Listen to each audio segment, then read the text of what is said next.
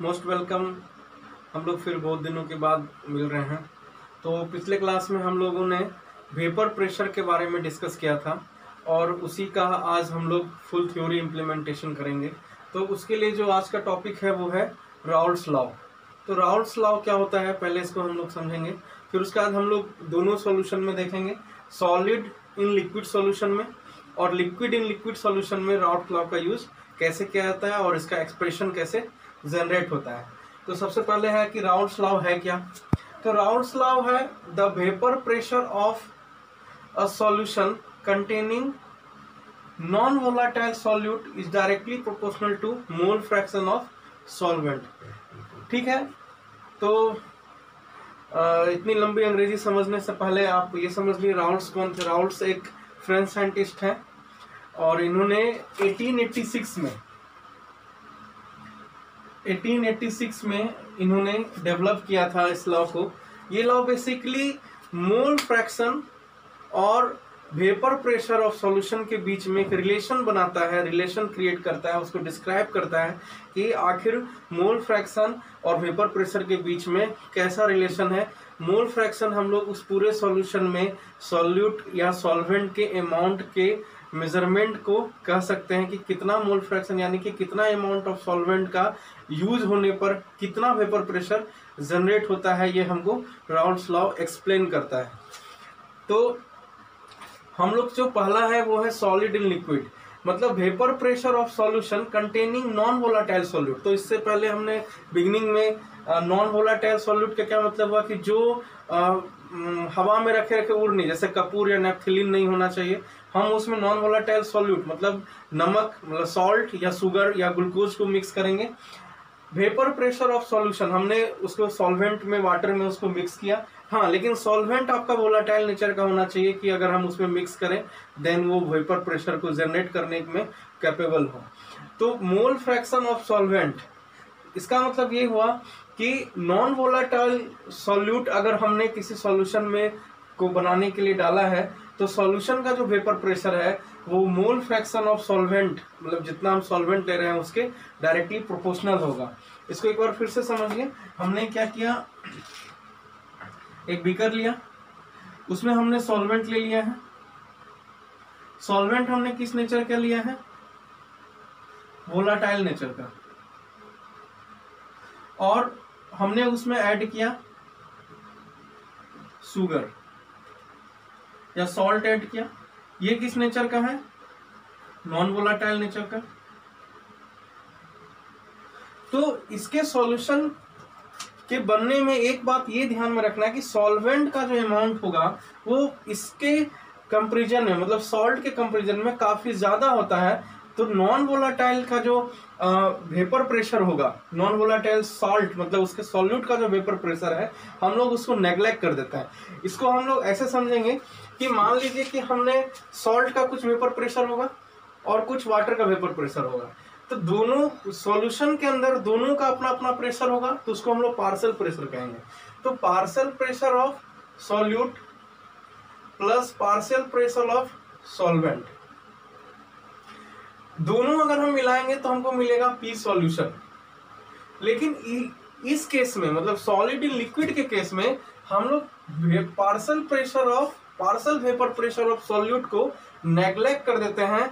तो इस केस में इन केस क्या होता है कि ए मान लीजिए कोई कंपोनेंट है जो कि वोलाटाइल सॉल्वेंट है और बी कोई कंपोनेंट है जो कि नॉन वोलाटाइल सॉल्यूट है। तो वेपर प्रेशर ऑफ सॉल्यूशन मतलब सॉल्यूशन का जो टोटल वेपर प्रेशर होगा वो वेपर प्रेशर आपके सॉल्वेंट के इक्वल हो जाता है, जिसको हम लोग पीए से डिनोट करते हैं। मतलब अगर हम किसी सॉल्यूशन को बना रहे हैं तो उस सॉल्यूशन में एक सॉल्यूट है एक सॉल्वेंट है, तो सॉल्यूट का जो वेपर प्रेशर होगा सॉल्यूशन में और जो सॉल्वेंट का वेपर प्रेशर होगा सॉल्यूशन में, दोनों को जोड़ने पर हमको total vapour pressure of solution मिलता है। लेकिन इस केस में सॉलिड इन लिक्विड के केस में जो वेपर प्रेशर ऑफ सॉल्यूट है हम लोग उसको नेग्लेक्ट कर देते हैं। तो हम लोगों के पास एक टोटल इक्वेशन में सिर्फ बचता है पी सॉल्वेंट मतलब vapour pressure of solvent in solution equal to vapour pressure of solution equal to P A. P A आपका डिनोटेशन हो गया।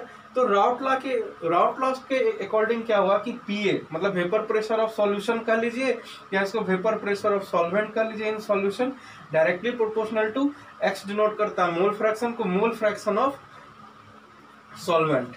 तो पीए इस प्रोपोर्शनल साइन को हटाएंगे तो पी नॉट ए लगाना पड़ेगा। पी नॉट ए क्या है, मैं अभी जस्ट उसको डिस्क्राइब करूंगा, इनटू एक्स ए। ठीक है, इसके आगे हम लोग बढ़ते हैं।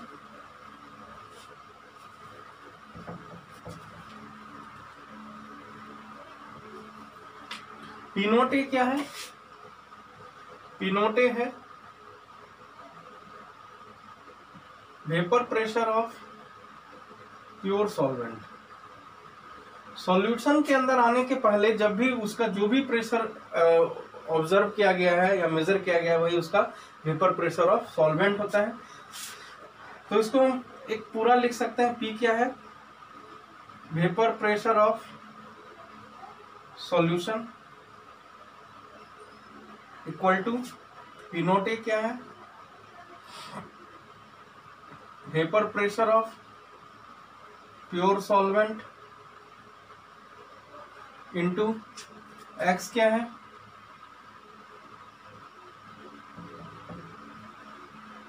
मोल फ्रैक्शन ऑफ सॉल्वेंट। ये आपका पूरा एक इक्वेशन हुआ। ये आपका एक फंडामेंटल राउट लॉ का इक्वेशन है कि vapour pressure of solution equal to vapour pressure of pure solvent multiply mole fraction of solvent, या P equal to P not A into X A. अब हम लोग इसका जो सेकंड केस है, इसी में हम लोग आगे चल के इसी को लोअरिंग ऑफ वेपर प्रेशर में डिस्क्राइब करेंगे। आगे कोलिगेटिव प्रॉपर्टी है उसमें, इसको और भी डीपली स्टडी करना है हम लोगों को। ये आपका यहाँ पर एक राउट लॉ के इक्वेशन का एक ब्रीफ इक्वेशन है ये।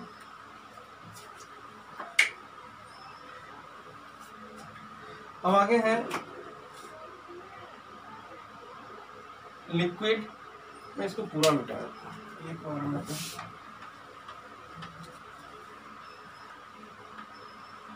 तो देखते हैं solution of liquid in liquid. Liquid in liquid solution का मतलब ये हुआ कि हमने इसमें दो लिक्विड को आपस में मिलाकर सॉल्यूशन बनाया है।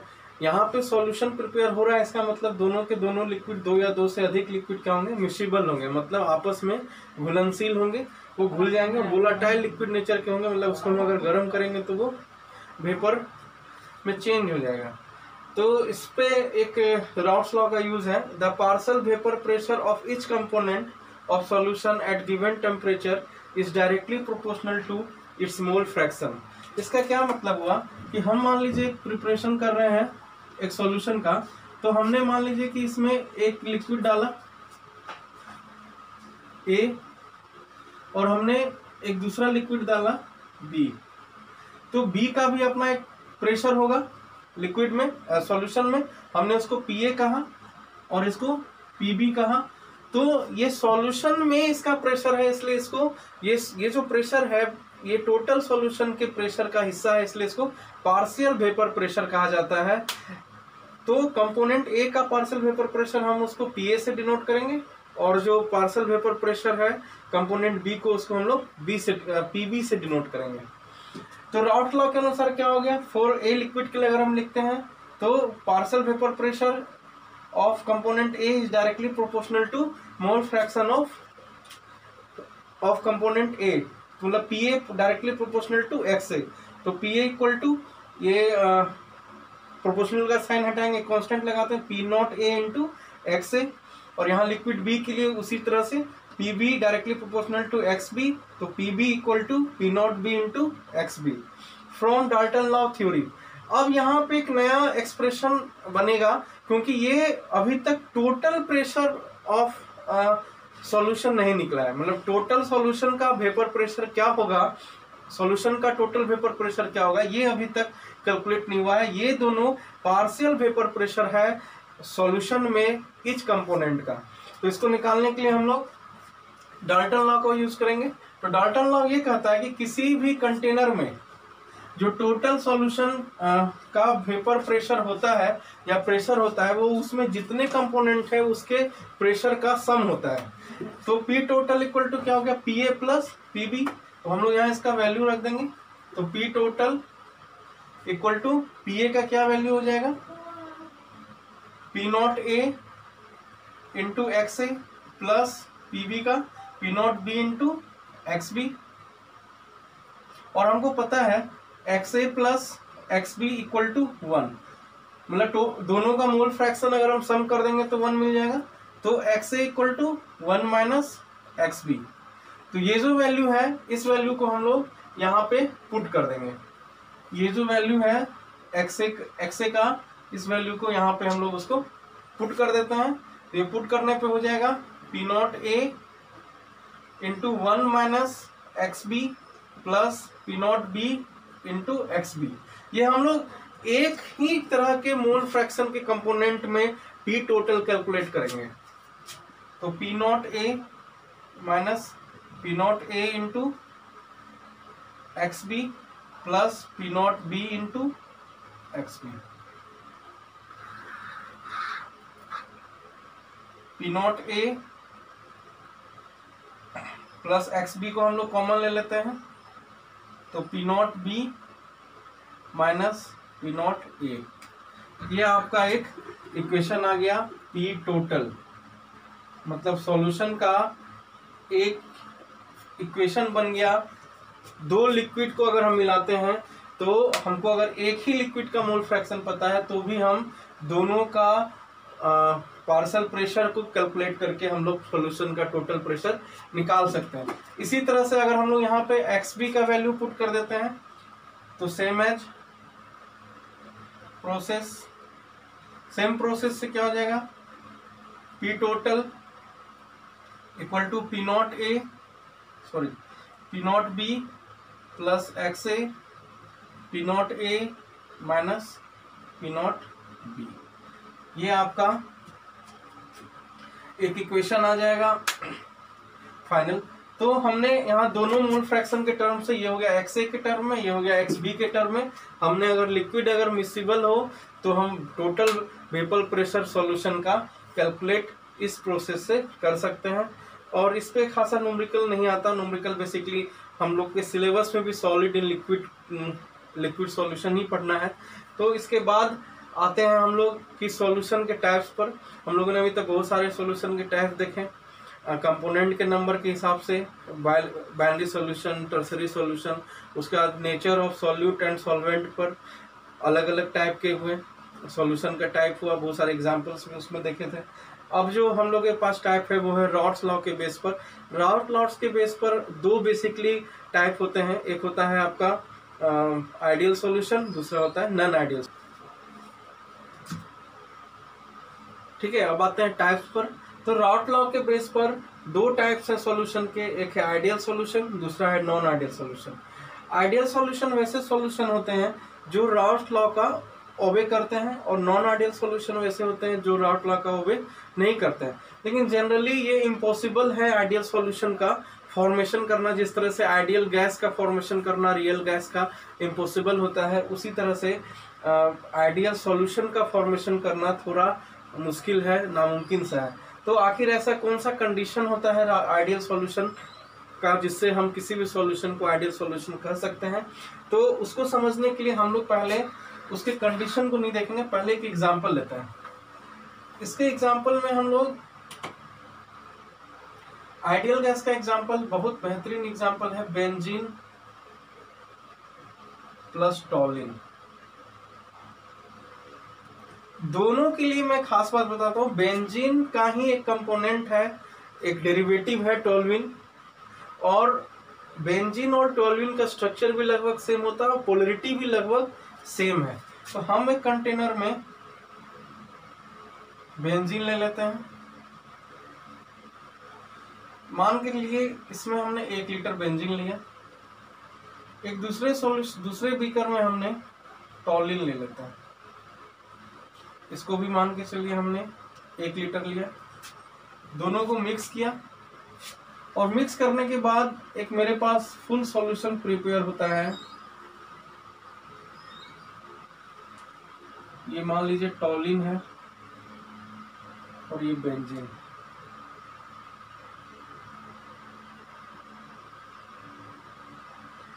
और इसका लेवल है 2 लीटर। ठीक, अब इसमें सबसे पहले इसको समझने से पहले, वैसे तो बाकी बच्चे इसे रट लेते हैं, लेकिन आखिर इसमें रटने लायक क्या है और क्या नहीं है, आखिर ऐसा क्या कंडीशन है कि इसको हम आइडियल गैस कहते हैं। बहुत ही अच्छा और डिस्क्रिप्टिव कंसेप्ट है, इसको समझिए। बेंजीन तो और सुनिएगा, बेंजीन नॉन पोलर कंपाउंड है और टोल्यूइन भी नॉन पोलर कंपाउंड। दोनों आपस में ब्रेक नहीं हो सकते। ब्रेक होके मतलब डिसोसिएट होके एक नया बॉन्ड फॉर्मेशन करने की कैपेबिलिटी नहीं है इनके पास, सबसे फर्स्ट पॉइंट। दूसरा पॉइंट है कि इनके दोनों स्ट्रक्चर लगभग सेम होते हैं। तीसरा पॉइंट है दोनों की जो पोलरिटी है वो भी सेम है, इनकी पोलरिटी सेम है, स्ट्रक्चर सेम है और इनमें डिसोसिएशन नहीं होने की टेंडेंसी है, आयन में नहीं टूटते हैं। जैसे HCl H+ Cl- में ब्रेक हो जाएगा, लेकिन बेंजीन और टोल्यूइन नॉन पोलर कंपाउंड है, इसलिए ब्रेक नहीं हो सकते। अब हमने इसका एक लीटर वॉल्यूम पर हमने एक इसका बीकर में वॉल्यूम लिया, सॉल्यूशन बेंजीन लिया और टोल्यूइन भी हमने 1 लीटर लिया, दोनों को हमने क्या किया, मिक्स कर दिया। अब जो इसमें ये टोटल वॉल्यूम क्रिएट हो रहा है वो है 2 लीटर। अरे ऐसा कैसे हो गया? ऐसा इसलिए हुआ क्योंकि टोल्यूइन ब्रेक नहीं हो रहा, डिसोसिएट नहीं हो रहा, तो वो बेंजीन में घुल नहीं रहा, लेकिन वो बेंजीन के साथ है, वो बेंजीन के साथ है। जैसे मान लीजिए एल्कोहल आप ले लीजिए और वाटर ले लीजिए, दोनों को मिला दीजिए तो उसका अमाउंट बढ़ता है, लेकिन वो फुल्ली टोटली उसमें ऐसा नहीं कि आपने 1 लीटर एल्कोहल और 1 लीटर वाटर लिया तो उसका टोटल अमाउंट 2 लीटर होगा, ऐसा नहीं हो सकता। उसमें अमाउंट बढ़ेगा लेकिन एक्यूरेटली नहीं बढ़ता। लेकिन बेंजीन और टोल्यूइन को जब हम 1-1 लीटर मिलाते हैं तो उसका टोटल वॉल्यूम आ जाता है 2 लीटर। ये लोग आपस में ये दोनों मिलते नहीं है, लेकिन एक सॉल्यूशन प्रिपेयर होता है। तो अब आते हैं पॉइंट पर। तो आइडियल सॉल्यूशन जो है वो राउट लॉ का फॉलो करता है। कंडीशन है ओबे राउट्स लॉ। राउट लॉ को फॉलो करेगा तो दोनों कंपोनेंट हम मान लीजिए बेंजीन है वो टोल्यूइन है, इसको हमने ए मान लिया और इसको हमने बी मान लिया। तो P equal to P not A into X A and P B equal to P not B into X B. Del भी equal to 0, no change in volume. Volume में किसी भी टाइप का चेंज नहीं हुआ, ना ही वॉल्यूम बढ़ रहा है ना ही घट रहा है, इसलिए डेल भी यहाँ पर 0 हो जाएगा। डेल एच इक्वल टू 0, क्योंकि अब यहाँ कोई नया बॉन्ड फॉर्मेशन नहीं हो रहा और बॉन्ड ब्रेक भी नहीं हो रहा, इसलिए किसी भी टाइप का हीट ना ही एक्सचेंज होगा, ना ही जनरेट होगा, ना ही उसको लॉस होगा, ना ही प्रॉफिट होगा हीट का। Same structure and dipole of component का डायपोल भी सेम है, डायपोल मोमेंट सेम है, इसलिए ऐसा होता है। ये इन दोनों को आप बेसिकली रीजन मान सकते हैं। ये दोनों रीजन आप कह सकते हैं कि आइडियल नॉन आइडियल कंडीशन होने का एक रीजन है। No bond associate and dissociate, इसमें किसी भी टाइप का बॉन्ड ब्रेक और ये नहीं होता।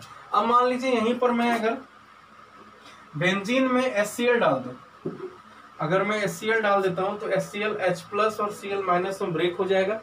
इसका मतलब ये एक नॉन आइडियल सॉल्यूशन होगा क्योंकि यहाँ पे बॉन्ड डिसोसिएट हो रहा है। तो हम लोग अगला पॉइंट है non ideal solution.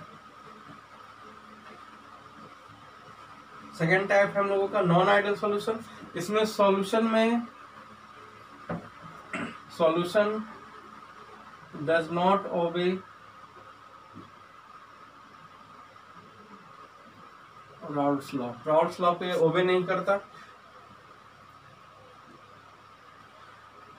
Not obey routes law, मतलब ये राउट लॉ को ओबे नहीं करेगा।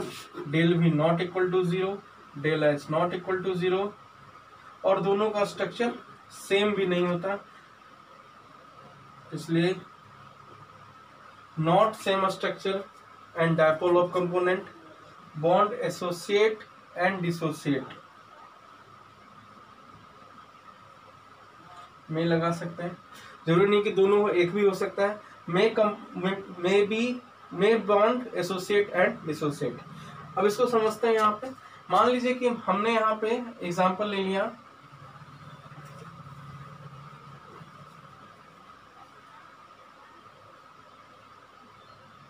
HCl डाल दिया। अब ठीक है, सेकेंड टाइप है non ideal solution. Non ideal solution क्या होता है? Solution does not obey routes law, ये राउट्स लॉ को फॉलो नहीं करता। कंडीशन क्या है? नॉट ओबे राउट्स लॉ, तो इसलिए Pa not equal to P nought A into X A, del V not equal to 0, मतलब चेंज इन वॉल्यूम, और del H not equal to 0 मतलब हीट एनर्जी एक्सचेंज होगा। Not same structure and dipole of component, इसका structure और dipole same नहीं होता। May bond associate and dissociate, इसका bond टूट भी सकता है और बन भी सकता है। एग्जांपल लेते हैं, एल्कोहल प्लस वाटर। यहाँ पर एल्कोहल मान लीजिए CH3OH लेते हैं और H2O लेते हैं। यहाँ पर H2O H प्लस और OH माइनस में डिसोसिएट हो रहा है। डिसोसिएट होता है, ये वाला कंडीशन फुलफिल करेगा। डिसोसिएट हो रहा है इसका मतलब नॉन आइडियल सॉल्यूशन है। जब हम इन दोनों को मिलाते हैं तो एक्यूरेटली इसका वॉल्यूम नहीं बढ़ता, मतलब 1 लीटर जरूरी नहीं है कि एल्कोहल और plus 1 litre H2O equal to 2 litre alcohol plus water, ये जरूरी नहीं है। मतलब अगर हम दोनों को मिलाएंगे तो उसके अमाउंट में थोड़ा ना थोड़ा उसका अमाउंट कम रहता है, इसलिए यहाँ पर हीट में भी एक्सचेंज हो रहा है। और हीट में एक्सचेंज क्योंकि बॉन्ड फॉर्मेशन, बॉन्ड डिसोसिएट हो रहा है। और चेंज इन वॉल्यूम, वॉल्यूम भी इक्वल नहीं आ रहा है। यहाँ पे 2 लीटर आ जाना चाहिए था, लेकिन उसमें भी कुछ चेंजेस आ जाएगा, इसलिए वॉल्यूम भी चेंज हो रहा है। लॉट लॉ को फॉलो नहीं करता, इसलिए ये क्या है, ये एग्जांपल्स हैं नॉन आइडियल सॉल्यूशन के। ठीक है, अब इसके आगे हम लोग पढ़ेंगे नेक्स्ट क्लास में। आप लोग ज़्यादा से ज़्यादा इसको शेयर करते रहें, सब्सक्राइब करें और इसको समझें कि अगर मैं पूरी कोशिश कर रहा हूँ इसमें ज़्यादा से ज़्यादा डीपली स्टडी करने का आप लोगों के लिए, कि आप लोगों को समझने में कभी भी दिक्कत नहीं हो। बायोलॉजी के लिए पूजा मैम का भी इंग्लिश और हिंदी दोनों मीडियम में वीडियो आ रहा है, तो इसलिए आप लोग घबराएं नहीं, घर पर रहें और पढ़ाई करते रहें।